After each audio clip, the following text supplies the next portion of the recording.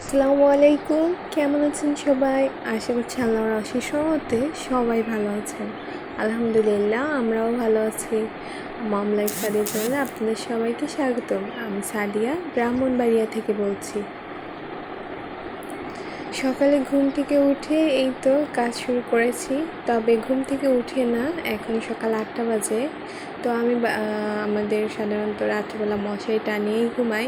তো ছোটো ছেলে ঘুম থেকে উঠে গিয়েছে, তো এই রুমের মশারিটাও আর কি উঠিয়ে নিয়েছি, আর ওকে ফ্রেশ হওয়ার জন্য বেসিনের পাশে দাঁড়িয়ে দিয়ে এসেছি আর কি, ফ্রেশ হচ্ছে। আর আমি এইদিকে বিছনাগুলো গুছিয়ে নিচ্ছি।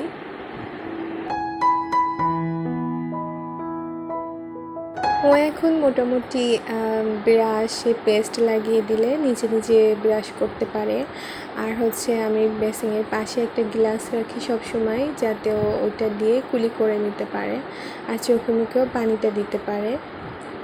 এতে করে হয় কি, ওর জন্য সহজ হয়। আর একটা টুল দিয়ে দিই, তবে টুলটা আমি পরবর্তীতে সরিয়ে নিই। তো এই রুমের বিছনা গুছিয়ে আর এক রুমের এই যে খাটের সাইডগুলো কেমন জানি ধুলাবালি পড়ে, তো ওটাও পরিষ্কার করে নিচ্ছি। আর ছেলে মেয়ে দুজনেই উঠে গিয়েছিল, তো দুজনকে খাবার খাইয়েছি। তারপর যে কাঁথাগুলো ছিল আর কি, তো ওইগুলো ভাঁজ করে এখন ড্রয়ারে ঢুকাই রাখলাম। তো এখন দেখা যাচ্ছে বাচ্চারা উঠে গেছে, অতটা পরিপাটি করে রাখা সম্ভব হচ্ছে না, কারণ ওরা এলোমেলো করে ফেলছে। তো তারপরও যতটা হাতে হাতে করে নেওয়া যায় ততটাই আর কি ভালো। বড় ছেলে বই ঠিকই গুছিয়েছে, তবে এর পিছনে দেখছি অনেকটা ময়লা আছে, তো ওইগুলো আমি মুছে পরিষ্কার করে দিচ্ছি। আর টেবিলও মোটামুটি নিজেই গুছায়, আমি পাশে দাঁড়িয়ে দেখি, কিংবা অনেক সময় ও দেখা সম্ভব হয়ে ওঠে না, ও গুছিয়ে রাখে, পরে এসে আমি আরেকবার চেক করে যাই যে গোছানো কেমন হয়েছে।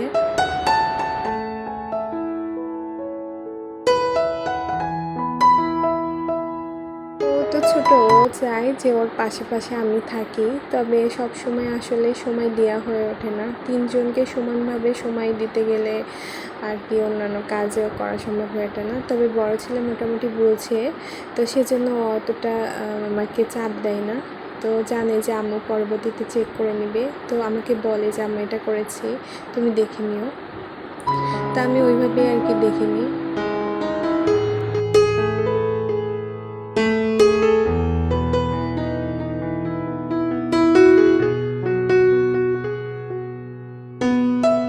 সংসারের আসলে কাজের কোনো শেষ নেই, যেটাই ধরি মানে শেষ করতেই হবে।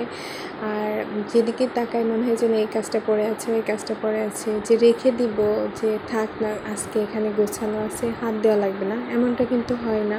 প্রতিদিন এইগুলা করতে হয়। এখন হচ্ছে দুপুরে রান্নায় চলে এসেছি, আর মেয়ে ছোটো ছেলে দুজনকে আর কি এখন একটু টিভি চালিয়ে দিয়েছিলাম। তো ওরা টিভিতে আর কি সিসিমপুর দেখছে, তবে প্রতিদিনই যে সিসিমপুর দেখে তা না, অন্যান্য কার্টুনও দেখে। তো এখন হচ্ছে আমি এখানে বেগুন তরকারি রান্না করবো নিরামিষ, আর বেশ কিছুদিন ধরে মশলাদার খাবার খাওয়া হচ্ছে, তো ভাবলাম আজকে একটু হালকা পাতলার ভিতরে রান্না করি। তো সেজন্য বেগুন নিরামিষ করব, আর সাথে সিলভার কাপ মাছের পেটির মাছ ছিল, ওইটা দিয়ে সিম দিয়ে রান্না করব। তো নতুন সবজি, আশা করছি খেতেও মজাই হবে। তো এখন হচ্ছে আমি কড়াইতে একটা পানি দিয়ে লবণ হলুদ দিয়েছি, সাথে কাঁচামরিচ দিয়েছিলাম।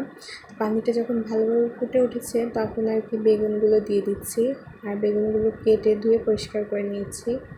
তো ওখানে সিদ্ধ হতে থাকুক, আর এই ফাঁকে দেখাই যে সিম আর মাছ রেডি করে নিয়েছি রান্নার জন্য।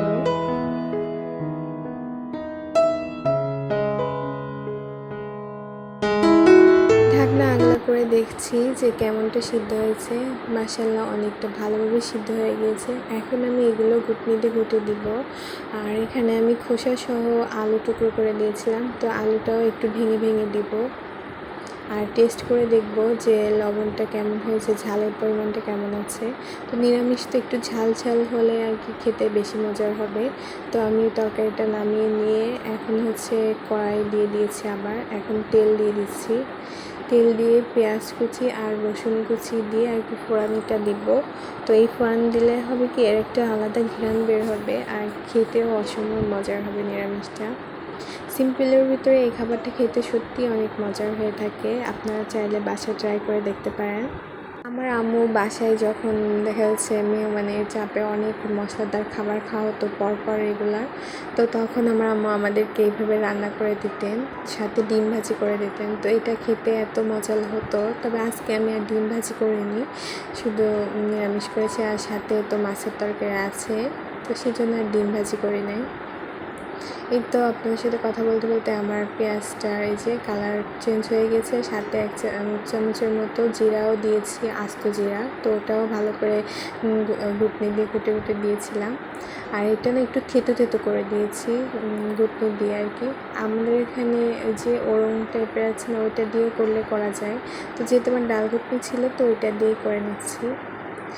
নিয়ে ভালোভাবে ভাজা হয়ে আসলে তখন আমি এর ভিতরে ওই যে বেগুনটা নামিয়ে রেখেছিলাম সেটা আর কি দিয়ে দিচ্ছি। এখন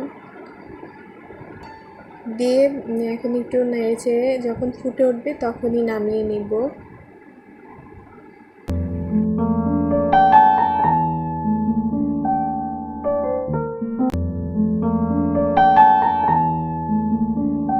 হয়ে গিয়েছে, তো এখন আমি নামিয়ে নিচ্ছি।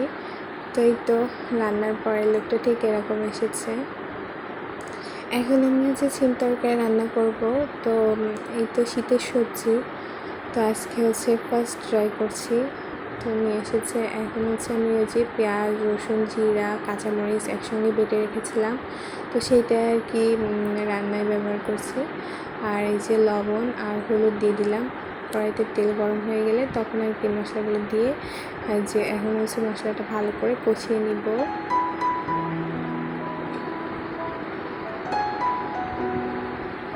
তো মশলাটা যাতে পুড়ে না যায় সেজন্য সামান্য একটু পানিও দিয়েছি।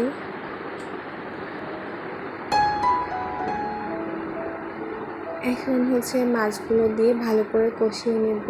আর মাছ যত ভালো কষানো হবে খেতে কিন্তু ততটাই মজার হয় মাছটা।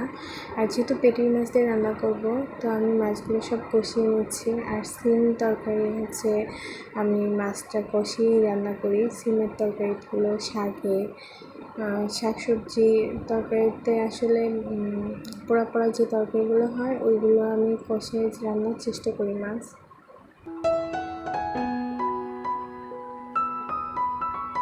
মাছগুলো উল্টে পাল্টে ভালো করে কষিয়ে নিয়েছি, এখন তুলে নিচ্ছি। হ্যাঁ, একটা কথা বলে রাখি, দেখা যাচ্ছে ভিডিওতে অনেক সময় কথা বলতে গিয়ে একটু বেঁধে বেঁধে যায়। আসলে আমি তো প্রফেশনাল না, তো দেখা যাচ্ছে আপনাদের যদি কোনো সমস্যা হয়ে থাকে প্লিজ ক্ষমা সুন্দর দৃষ্টিতে দেখবেন, বুঝতে। আর চাইলে কমেন্টেও জানাতে পারেন। তো এখন হচ্ছে আমি সিমগুলো কষিয়ে নিচ্ছি। নিয়ে আমার সিম ভালোভাবে কষানো হয়ে গেলে ওতে আমি ঝোলের পানি দিয়ে দিচ্ছি। ঝোল বলতে সিদ্ধ করবো, আমি এতে ঝোল রাখবো না তেমন একটা। আর এই তো নামিয়ে নিয়েছি, রান্না শেষ। তো আজকে এখানেই বিদায় নিয়ে নিচ্ছি। তো সবাই ভালো থাকবেন, সুস্থ থাকবেন। আল্লাহ হাফিজ, আসসালামু আলাইকুম।